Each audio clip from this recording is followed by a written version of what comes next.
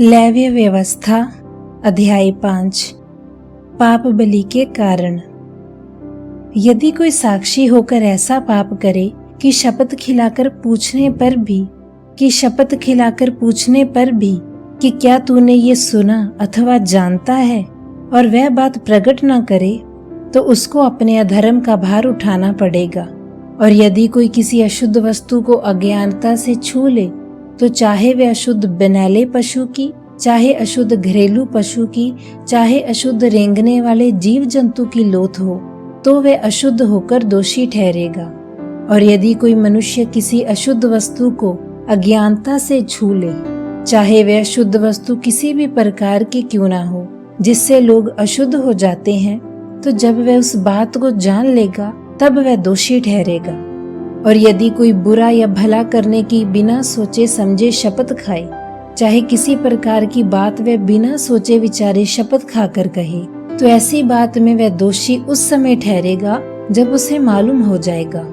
और जब वह इन बातों में से किसी भी बात में दोषी हो, तब जिस विषय में उसने पाप किया हो वह उसको मान ले, और वह यहोवा के सामने अपना दोष बलि ले आए, अर्थात उस पाप के कारण वह एक भेड़ या बकरी पाप बलि के लिए ले आए। तब याजक उस पाप के विषय उसके लिए प्रायश्चित करे।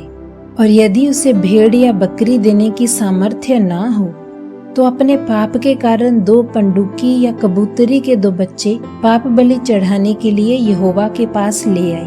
उनमें से एक तो पाप बलि के लिए और दूसरा होम बलि के लिए।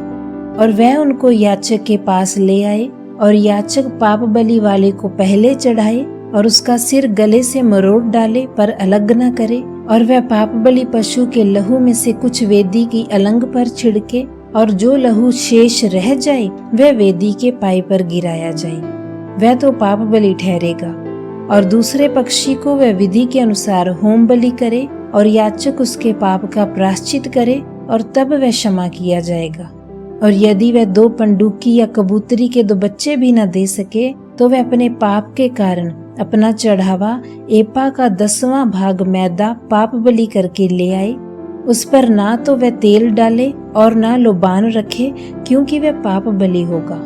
वह उसको याजक के पास ले जाए, और याजक उसमें से अपनी मुट्ठी भर स्मरण दिलाने वाला भाग जानकर वेदी पर यहोवा के हवनों के ऊपर जलाए, वह तो पाप बलि ठहरेगा। और इन बातों में से किसी भी बात के विषय में जो कोई पाप करे, याजक उसका प्रायश्चित करे, और तब वह पाप क्षमा किया जाएगा। और इस पाप बलि का शेष अन्न बलि के शेष के समान याजक का ठहरेगा। दोष बलि की विधि।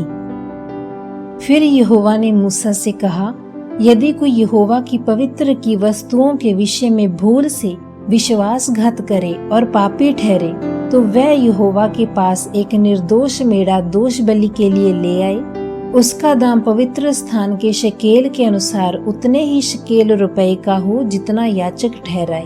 और जिस पवित्र वस्तु के विषय उसने पाप किया हो, उसमें वह 5वां भाग और बढ़ाकर याजक को दे, और याजक दोष बलि का मेढ़ा चढ़ाकर उसके लिए प्रायश्चित करे, तब उसका पाप क्षमा किया जाएगा।